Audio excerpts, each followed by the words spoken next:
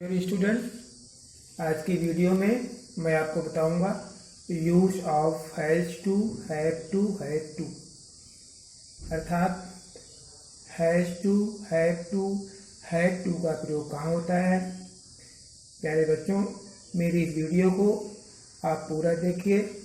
मैं पूरा प्रयास करूंगा कि आपको हैज टू का प्रयोग कहाँ करते हैं, कब करते हैं और किस प्रकार से करते हैं आपके समझ में आ जाए। इसलिए मैं आपसे निवेदन करता हूँ कि इस वीडियो को आप पूरा ज़रूर देखें। हाँ, तो मैं आपको बताता हूँ कि पहचान।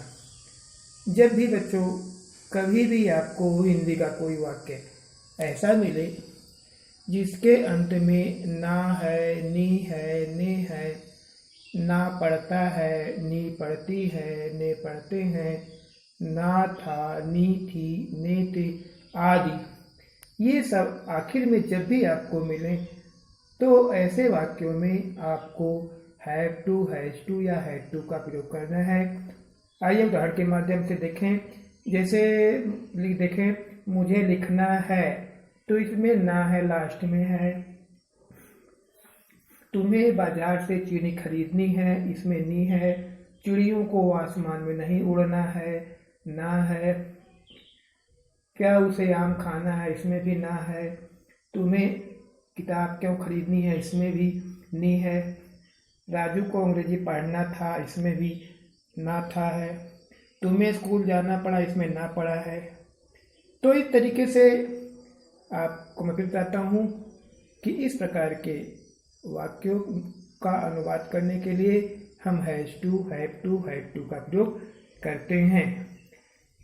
तो इसके लिए मैं आपको बताऊंगा कि हैव टू, हैज टू, यदि हमारा जो दिया हुआ वाक्य है अगर वो वर्तमान काल में है, प्रेजेंट टेंस में है, तो हम हैव टू, हैज टू का प्रयोग करेंगे। और यदि हमारा दिया हुआ वाक्य पास्ट टेंस में है अर्थात भूतकाल में है, तो हम हैव टू का प्रयोग करेंगे। एक बार फिर से बताऊंगा। यदि हमारा दिया हुआ वाक्य प्रेजेंट टेंस में है तो हैव टू, हैज टू का प्रयोग करेंगे। और यदि हमारा दिया हुआ वाक्य का टेंस पास्ट टेंस है यानी कि भूतकाल है, तो हैव टू का प्रयोग करेंगे। और दूसरी बात बच्चों, आपको ये ध्यान देना है, सब्जेक्ट एक वचन है तो हैज टू, बहुवचन है तो हैव टू का प्रयोग करेंगे। आइए इसका रूल क्या है। सबसे पहले देखें, हम सब्जेक्ट लिखेंगे। सब्जेक्ट के बाद हैज़, हैव नॉट, इसमें से किसी एक को लगाएंगे आवश्यकतानुसार।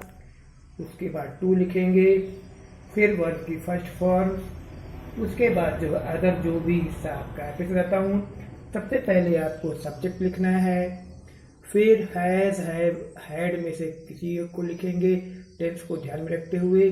फिर उसके बाद टू लिखेंगे, फिर वर्ब की फर्स्ट फॉर्म लगाएंगे, फिर उसके बाद अदर यानी कि जो कुछ भी है उसको हम लिखेंगे।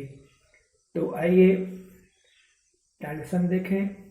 मुझे लिखना है, तो इसके अंत में ना है आया है, तो ये हमारा अफर्मेटिव टाइप का सेंटेंस है।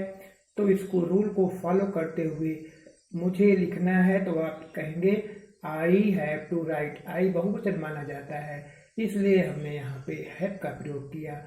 आई हमारा सब्जेक्ट हो गया, हैव हमने रूल के हिसाब से लगाया, फिर टू का प्रयोग किया, फिर वर्ब की फर्स्ट फॉर्म, मुझे लिखना है, आई हैव टू राइट।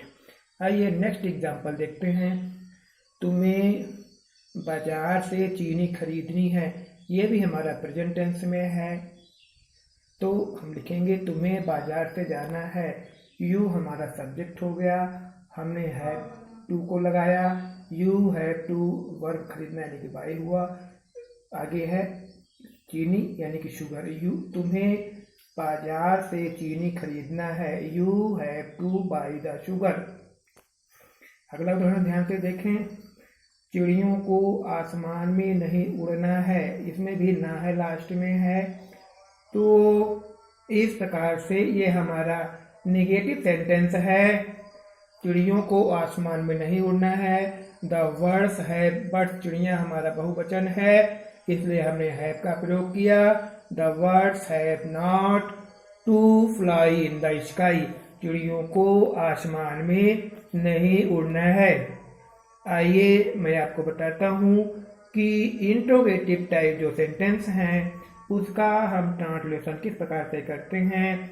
आपको एक बात ध्यान रखना है कि क्या क्या और कैसे। यदि वाक्य शुरू में है तो आप हैज हैव हैड से सेंटेंस को शुरू करेंगे और लास्ट में क्वेश्चन मार्क लगाएंगे, वर्ब की फर्स्ट फॉर्म को लिखेंगे।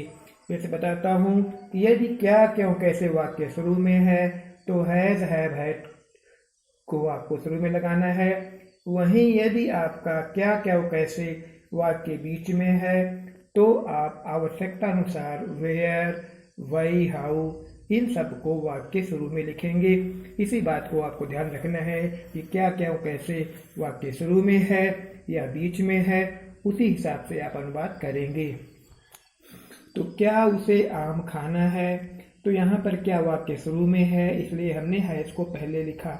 Has he to eat the mango, has हमने शुरू में लिखा, सब्जेक्ट हमारा ही है, फिर उसको हमने टू लगाया, ईट हमारी वर्ब की फर्स्ट फॉर्म है, the mango, has he to eat the mango हमने क्वेश्चन मार्क लास्ट में लगा दिया।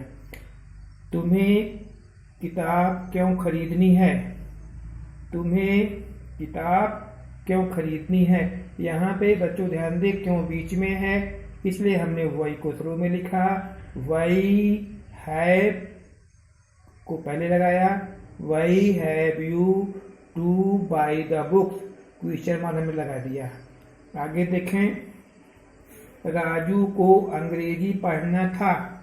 ध्यान दें स्टूडेंट्स, ये हमारा पास्ट टेंस में है तो यहाँ पर हम हैड का इस्तेमाल करेंगे।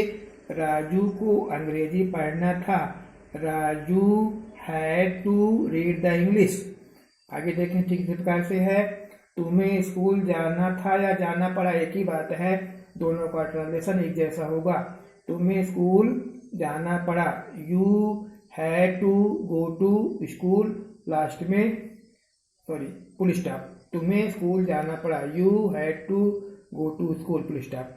आगे देखें, क्या मुझे पेन खरीदना था, ये हमारा पास्ट टेंस में है लेकिन क्या शुरू में है इसलिए हम इसको हैड से शुरू करेंगे।